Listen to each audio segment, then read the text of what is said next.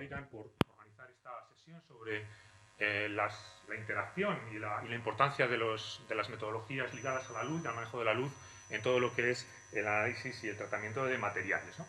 Bueno, nosotros vamos a tratar de expresar a lo largo de esta charla pues, el uso de una tecnología del siglo XIX, que son las antenas, pero vista y revisitada de una forma en donde esas antenas que ya Hertz y las bobinas de Helmholtz nos hacían entrever que iban a dar lugar a lo que luego posteriormente se ha podido tener un desarrollo tecnológico muy importante, pero ahora ligado a la utilización de frecuencias y longitudes de onda en el rango óptico.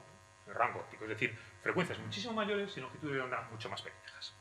Entonces, bueno, este trabajo obviamente es lo que va a tratar de presentar hoy es la colaboración a lo largo de bastante tiempo entre diversos grupos. En particular me gustaría resaltar la colaboración que hemos establecido con el grupo de la Universidad de Florida Central y con el grupo de la Universidad de Carolina del Norte, y también dentro de nuestro grupo pues a partir de colaboraciones también con la Universidad de San Luis Potosí en México, ¿no? Entonces, todo esto, como digo, es el trabajo conjunto de una serie de personas que han ido contribuyendo en diversas áreas, en diversos ámbitos de esta temática, ¿no?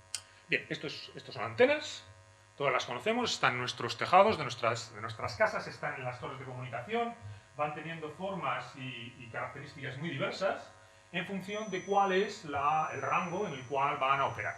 Pero básicamente el funcionamiento, como decía, es un funcionamiento que se basa en las ecuaciones de Maxwell. Es decir, poco hay respecto a lo que es el conocimiento de la propagación de las electromagnéticas para tratar de entender lo que vamos a hacer. Hasta que nos vamos a frecuencias un poquito más altas, longitudes de onda un poquito más cortas. Bien, aquí tenemos ya las primeras caramuzas para tratar de realizar elementos resonantes, es decir, antenas en rangos distintos a las antenas radioeléctricas de nuestras casas, a las antenas radioeléctricas de los enlaces móviles. Y aquí tenemos pues ya configuraciones de antenas planares que funcionan en microondas. Y finalmente, si nosotros deseamos movernos a longitudes de onda mucho más cortas, necesitamos reducir el tamaño de esas estructuras metálicas resonantes de acuerdo con esa longitud de onda. Y esto es lo que obtenemos. Obtenemos estructuras, como decía antes el profesor Carreño, estructuras que aquí venimos fabricando como una pajarita, es decir, esto es una antena bow tie, en donde hay un elemento que es el que se va a encargar de producir la señal que nosotros vamos a leer. Y en la derecha tenemos, en el final de una de las puntas de los sistemas de microscopía de campo de fuerza atómica, pues se puede esculpir mediante técnicas de haz de iones focalizados una pequeña estructura que va a interaccionar con el medio externo y va a proporcionar otro tipo de efectos que van a resultar interesantes a la hora de destacar propiedades, por ejemplo, de resonancias electromagnéticas de distintos tipos de sustancias, ¿no? Bien, mi charla la voy a repartir en dos grandes bloques. Por un lado hablaremos de las antenas ópticas, trataremos de definir qué es una antena óptica, veremos qué propiedades tiene, cómo se diseña, se caracterizan y cómo podemos mejorar algunos de los parámetros, algunas de las figuras de mérito que no son para presumir demasiado, pero que sí que de alguna manera podemos intentar mejorarlas de acuerdo con utilizando otros tipos de tecnología. Y luego hablaré de la óptica resonante. Y quiero hacer esta distinción porque resulta, para nosotros al menos, una distinción muy clara. Las antenas ópticas, cuando nosotros hablamos de antenas ópticas de estructuras resonantes, básicamente son trozos de metal con una geometría determinada, con unas características materiales determinadas, que resuenan, que producen corrientes en su interior debido a la interacción con el campo electromagnético externo. Ahora bien, las antenas ópticas las conectamos mediante líneas de extracción de la señal a un circuito externo para producir una señal. Y, sin embargo, la óptica resonante lo que va a ser son nuevamente estructuras metálicas que interaccionan, produciendo corrientes debido a los campos electromagnéticos, pero no vamos a extraer de él una señal eléctrica, sino que va a interaccionar con la luz que le llega, con la radiación que le llega, y va a cambiar las propiedades de fase, de polarización, de espectrales de esa radiación que le llega, ¿no? Y luego terminaremos finalmente con unas conclusiones. Así que vamos allá. ¿Qué es una antena óptica? En esas circunstancias, una vez que sabemos que es una estructura resonante a la cual le vamos a sacar una señal, entenderemos que es un detector de luz, porque esa estructura resonante responde a frecuencias electromagnéticas en el visible y en el infrarrojo. Lo podemos decir también que es una estructura metálica que está acoplada a un sistema transductor. O podemos decir también que es un elemento detector que está acoplado a una antena, es decir, en función de cuál sea nuestro punto de vista y cómo podemos completar el esquema general. Sin embargo, como decíamos, la estructura resonante va a modificar las propiedades de radiación y no nos va a preocupar cuál es, si queremos sacar una señal eléctrica. Las peculiaridades de las antenas ópticas, ¿cuáles son? Pues que van a estar ligadas a las propiedades de los materiales con los que construimos. Y ciertamente los metales que funcionan de maravilla a frecuencias radioeléctricas, se comportan como conductores perfectos, etc., cuando llegamos al campo óptico la cosa cambia notablemente. Los metales ya no son conductores perfectos, existen fenómenos de dispersión, existen fenómenos de atenuación, el campo eléctrico penetra en el material y da lugar a una serie de fenomenología que tenemos que tratar adecuadamente y por lo tanto, de alguna manera, no podemos decir que una antena óptica es sencillamente reducir una antena convencional a lo que es el rango óptico, sino que hay que empezar a pensar de otra forma, ¿no? Por otro lado, también es cierto que los detectores que nosotros estamos utilizando habitualmente como detectores de luz no son antenas ópticas. ¿Por qué? Pues básicamente porque la tecnología de detección de luz ha avanzado a lo largo del siglo XX, de manera que se han creado otro tipo de detectores que resultan ser mucho más eficientes y mucho más efectivos a la hora de producir una señal eléctrica, ¿no? Entonces, en ese sentido, la responsividad es inferior a otros tipos de tecnologías utilizadas para detectar la luz. Pero, y por otro lado, como una antena que sí que es capaz de detectar no solamente la intensidad, o si queréis el cuadrado de la amplitud, también una antena óptica o una antena en general, podemos tratar de utilizarla para detectar en fase y podemos generar arrays de antenas que son direccionales electrónicamente, etc. Aquí, en el campo óptico, la cosa está un poquito más comprometida porque las fuentes que necesitaríamos para excitar esa antena serían de muy alta frecuencia y, en particular, como digo, las capacidades que tenemos tecnológicas para generar una señal en la hora de emitir con antenas están limitadas. Bien, aquí tenemos ya una colección de fotografías de antenas ópticas, algunas relativamente exóticas. Aquí tenemos una espiral doble, aquí tenemos una pequeña estructura resonante y esta estructura de aquí actúa como una guía en donde la radiación detectada o la radiación recogida, las corrientes oscilantes que se generan en esta región de aquí, son llevadas a través de un transductor. Aquí tenemos un sistema dipolar, aquí tenemos otras tecnologías ligadas pues, a distintas maneras de fabricar estos dispositivos. Pero bien, ¿qué es lo que nos caracteriza a una antena? Pues una antena, sus ventajas están ligadas precisamente a su carácter.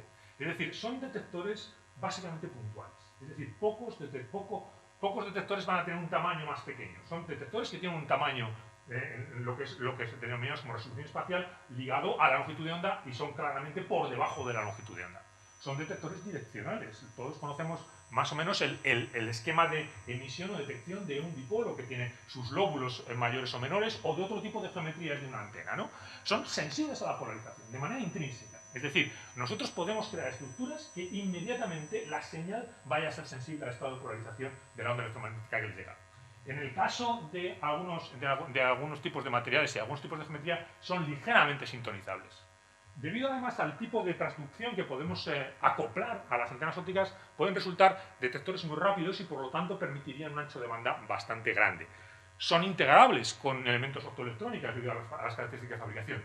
Y una característica muy importante, sobre todo cuando hablamos de detección en infrarrojo, es que pueden trabajar a temperatura ambiente. Aspecto que en algunas ocasiones, en algunos ámbitos, es radicalmente importante.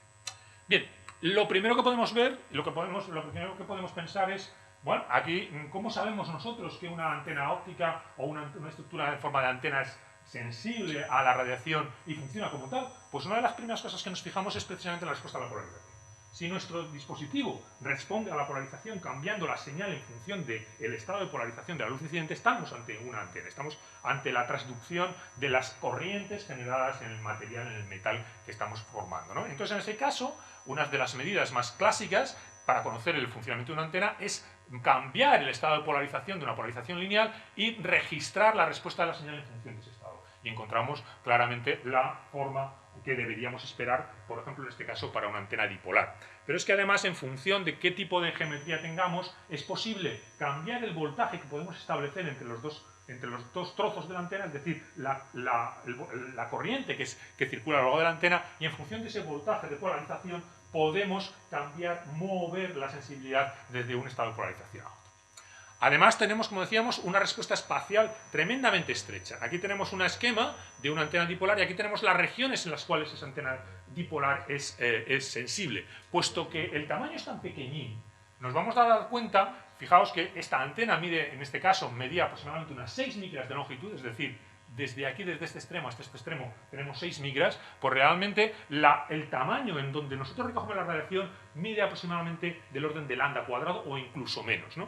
Estos son ya medidas ligadas a lo que es el infrarrojo, pero también podemos hacer este tipo de medidas y ver que en el visible las antenas ópticas también son sensibles, ¿no? La respuesta angular es también característica de una antena. Tenemos, como decíamos, los lóbulos típicos en función de la geometría, que tendríamos un dipolo, una pajarita, una antena espiral cuadrada, es decir, y todas ellas van dando lugar a patrones de emisión, perdón, de recepción de la radiación característicos de la propia geometría del dispositivo. Bien, cuando se hacen este tipo de cosas y cuando se trabaja con este tipo de dispositivos, hay un aspecto que sí que me resulta importante resaltar. Las herramientas que nosotros tenemos para tratar estos sistemas son herramientas de electromagnetismo, pero claro, aplicadas a dispositivos muy pequeños, a frecuencias muy altas y para las cuales existen técnicas computacionales que nos pueden ayudar a conocer cuál va a ser el comportamiento. En estas técnicas computacionales nos encontramos elementos finitos, encontramos sistemas FDTD de diferencias finitas en el tiempo, etcétera, etcétera, que nos permiten decidir y conocer cuáles son las características que vamos a encontrar luego en el experimento. Pues bien, resulta que la mayoría de esos paquetes utilizan propiedades materiales pues, obtenidas de libros de tablas de materiales, del PALIC o de otros elementos, pero claro, como ahora estamos trabajando con estructuras que están limitadas espacialmente a rangos muy pequeños, estamos hablando de longitudes de una antena del orden de unas pocas micras, de espesores de unos pocos cientos de nanómetros, de anchuras de unos pocos cientos de nanómetros, es posible que esos valores de masa de las constantes materiales no sirvan. Y efectivamente, lo que nos ocurre es que lo que nos dan las tablas habituales, pues hay que refinarlo con medidas in situ sobre los procesos de fabricación que necesitamos para incluir esas medidas y esas caracterizaciones en nuestros sistemas de simulación y por lo tanto poder refinar el comportamiento observado, ¿no? ¿Y cómo se hace esto? ¿Y cómo finalmente, una vez que tenemos simulado fabricado, lo medimos? Pues lo medimos mediante la incidencia de una onda electromagnética controlada en polarización, controlada en direccionalidad, en tamaño, etcétera, que permite, como decíamos, registrar la respuesta espacial, la respuesta en polarización, la respuesta en frecuencia de una manera relativamente sencilla o compleja en función de lo que nosotros deseemos sacar de ahí, en cuanto a resolución y fiabilidad. Bien, esto es un sistema en el infrarrojo, trabajaríamos en este caso con un láser de CO2, y esto es un sistema en el visible, que trabajaríamos en este caso con un láser, pues como que nos ha resultado mucho más cómodo trabajar con un láser de fibra, ¿no? Del orden de 600 y pico nanómetros. Bien, ¿cómo hacemos esto? Y voy a tratar sencillamente de mostrar cómo funciona una de las medidas que típicamente hacemos. La medida que nosotros hacemos es coger la antena y moverla debajo del haz. Y de esa manera lo que vamos registrando en función de la posición de la antena debajo del haz, vamos registrando la señal eléctrica que proporciona. Bueno, pues lo que obtenemos es un mapa de esa medida y estos son los datos experimentales. ¿Qué es lo que ocurre? Que el tamaño de esos datos experimentales, cuando lo comparamos con el tamaño del haz que estamos utilizando para iluminar la antena, fijaos que son tamaños similares. Entonces, ¿qué es lo que ocurre? Que la respuesta que nosotros hemos medido realmente es la convolución de esta respuesta, perdón, de la incidencia del haz con el cual estamos iluminando, con la propia respuesta espacial de la antena. Por lo tanto, a partir de los datos experimentales y conociendo por otras técnicas cuál es la forma que tiene el haz, el mapa de irradiancia que incide sobre la antena, debemos aplicar mecanismos de deconvolución, algoritmos de deconvolución que permitan extraer la frecuencia, perdón, la respuesta espacial. Mecanismos de convolución que son, en este caso, extraídos de una aplicación que tiene ahora 25 años de vida, que es la aplicación que surgió cuando se descubrió que el Hubble era miope. Cuando se descubrió esto, se encontraron una serie de mecanismos de tratamiento de la señal que permitieron extraer, antes de corregir físicamente con la misión que finalmente se desplazó a reparar físicamente el Hubble, pues extraer más información de los datos que obteníamos. Bueno, pues con ese tipo de algoritmos es lo que hemos utilizado para extraer la respuesta espacial. Bien, esto, como decía, nos permite obtener finalmente una respuesta espacial que comparamos con la simulación con una pinta relativamente común, ¿no? con bastante similitud. ¿Qué es lo que ocurre? Que las antenas pues, no son tan buenas como parecen, son muy chulas, son muy bonitas, son muy espectaculares, pero si nosotros comparamos una de las figuras de mérito, que es la responsividad, nos encontramos con que es bastante modesta. Es decir, tenemos un detector bastante exótico, pero que da una señal pequeña. Entonces, de alguna manera, tendremos que buscar formas de mejorar esa figura de mérito. Entonces, ¿cómo podemos mejorarlo? Pues lo mejoramos añadiendo una óptica de recolección. Y entonces creamos una placa de Fresnel, una lente, que permite enfocar la radiación sobre el detector. Y mejoramos notablemente la detectabilidad. ¿Y cómo podemos hacer además, si esa placa de Fresnel la convertimos a su vez en una antena, pues encontraremos con que en el mismo dispositivo podemos crear una antena, por ejemplo en este caso, para detectar terahercios y para detectar infrarrojo en el mismo dispositivo. Además, otros diseños que se nos han ido ocurriendo es decir, jolín, si tenemos unos detectores tan buenos para conocer cuál es el estado de polarización, vamos a utilizarlos para discriminar los parámetros que describen el estado de polarización, por ejemplo, los parámetros de Stokes. Y en este caso se trata sencillamente de comparar cuánta radiación llega en un estado horizontal con un estado vertical, colocamos dos antenitas, una orientada horizontalmente, otra orientada verticalmente, y sacamos la señal, la tratamos adecuadamente y obtenemos una buena relación para hacer esta medida. Otros métodos de traducción que nos han ido ocurriendo, bueno, pues vamos a ver si las antenas, los mecanismos de traducción típicos han sido, vamos a crear una corriente que pasa a través de un transductor por efecto túnel, que es una de ellas, o vamos a crear que esas corrientes que se generan en la estructura metálica calientan la propia estructura metálica y por lo tanto, mediante un efecto volumétrico, es decir, el cambio de la resistencia con la temperatura, va a dar lugar a que si tengo un puente, o sea, un puente de resistencias o un divisor de tensión, voy a poder vigilar esa caída de tensión debido al cambio de temperatura, pues estaremos en condiciones de ir mejorando esas características. Bien, una buena idea que estuvimos analizando fue utilizar el efecto volumétrico de los metales. Es decir, todos los metales cambian su resistencia en función de temperatura, pues vamos a utilizar precisamente ese efecto para tratar de generar una antena óptica con una sola deposición, que mejora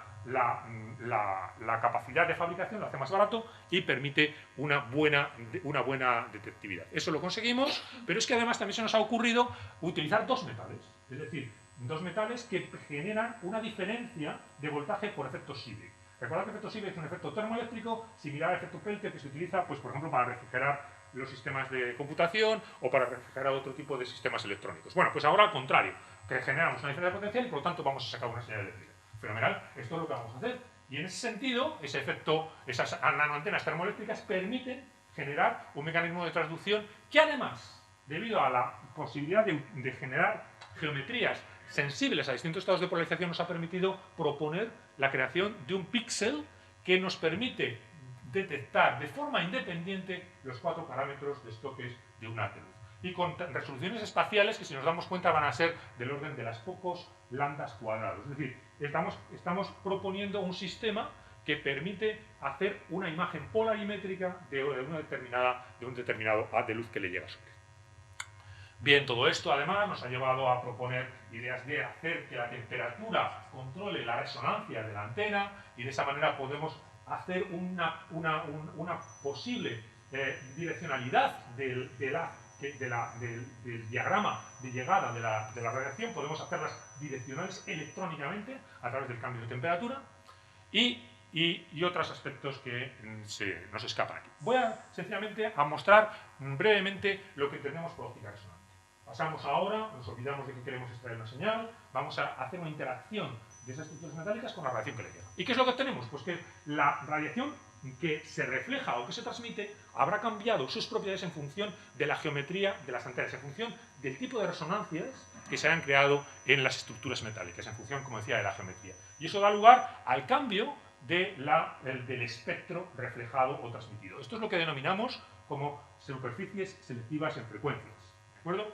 Bien, esta es una especie de aplicación inmediata. También podemos crear sistemas para controlar la polarización, podemos generar polarizadores utilizando elementos resonantes, podemos generar retardadores, es decir, sistemas que retardan una de las componentes con respecto a la otra, y podemos generar láminas de lambda cuartos, de lambda medios mediante estructuras resonantes, algo que, por ejemplo, en infrarrojo es tremendamente útil porque los materiales naturales no lo permiten de forma sencilla, o podemos generar tratar de ver cómo la emisión térmica puede ser de las estructuras resonantes que tenemos. Y aquí, por ejemplo, tenemos el logo de la Universidad de Florida Central, en donde se ha rellenado en unas de las regiones con dipolos horizontales y en otra con dipolos verticales. Cuando lo observamos la imagen térmica y colocamos un polarizador delante de la cámara térmica, observamos claramente las dos regiones, ¿no? Pero es que además no solamente podemos cambiar el espectro, podemos cambiar la polarización, sino también podemos cambiar la fase. Y esto es muy interesante porque de esa manera podemos generar elementos que cambian el frente de onda que es devuelto o transmitido por el dispositivo. En este caso, reflejado. Esta tecnología se utiliza, por ejemplo, para conformar antenas de microondas que viajan, que vuelan en los satélites, para generar un patrón de radiación que ilumine desde la posición de la órbita del satélite determinadas regiones del globo terráqueo. Bueno, pues esto, haciendo una extrapolación al campo óptico, se pueden generar lo que se denominan reflected arrays para generar elementos ópticos que hagan cosas similares. De esa forma se ha podido comprobar, ha dado lugar pues, a la generación, en primer lugar, de una lente de Fresnel con dos regiones separadas adecuadamente, pero se ha podido generar lentes de Fresnel multiniveles que han permitido, en este caso, aumentar la concentración de la luz y generar, mediante estructuras resonantes sobre sustratos planos, una lente que utiliza o que trabaja con elementos, como decía, resonantes. Bien, ya finalmente, para ir terminando, podemos decir que en este momento, gracias a los avances que se han ido produciendo en este ámbito de estructuras resonantes, nos vamos a encontrar con una especie de transición. Es decir, todos conocemos que la óptica convencional trabaja con la refracción y la transmisión de la luz, con la reflexión también, y hemos generado lo que denominamos la óptica convencional, óptica refractiva o reflectiva. Cuando supimos trabajar con elementos difractivos, pudimos incorporar a la óptica, al diseño óptico, una serie de herramientas, una serie de dispositivos basados en la difracción. Pues bien, estamos en condiciones de poder ofrecer al diseño óptico una serie de elementos basados en la resonancia, es decir, lo que podríamos denominar como ópticas resonantes, que cambia, como decíamos, la composición espectral, el estado de polarización y la fase. Ya finalmente, para terminar con las conclusiones, podemos decir que las antenas ópticas son detectores de luz, que trabajan según los mismos principios que funcionaban en las antenas radioeléctricas, son detectores cuasopuntuales con una gran selectividad en polarización, direccionales, una cierta sintonización en longitud de onda en frecuencia y integrables con otros elementos ópticos. Ciertamente los materiales, las propiedades de los materiales determinan cuál va a ser el comportamiento y sobre todo refinan el diseño clásico que podríamos extrapolar del campo radioeléctrico y, por supuesto, permite tratar de utilizar diseños, geometrías que han sido exitosas en ese ámbito radioeléctrico. Además, en nuestro trabajo hemos visto que los mecanismos de transducción pueden ir ampliándose y hemos comprobado que el mecanismo de transducción termoeléctrico puede servir para generar elementos novedosos que tienen una serie de propiedades que permiten tratar la señal de otra manera. Y además, en ese sentido, el control térmico de la antena nos permite además utilizar esa diferencia de temperatura o ese comportamiento distinto en función que variemos la temperatura del dispositivo para sintonizar o para obtener distintas propiedades de una colección de antenas. Y con respecto a las estructuras resonantes, pues hemos visto que pueden modificar la radiación desde el punto de vista espectral, en polarización y en fase. Y en fin y al cabo me gustaría terminar diciendo que el campo de trabajo de las antenas ópticas y la electrónica resonante de alguna manera combina de una forma muy simbiótica y muy interesante los aspectos fundamentales de la física fundamental, la física clásica, por así decir, con aspectos fundamentales de aplicación y casi ingenieriles.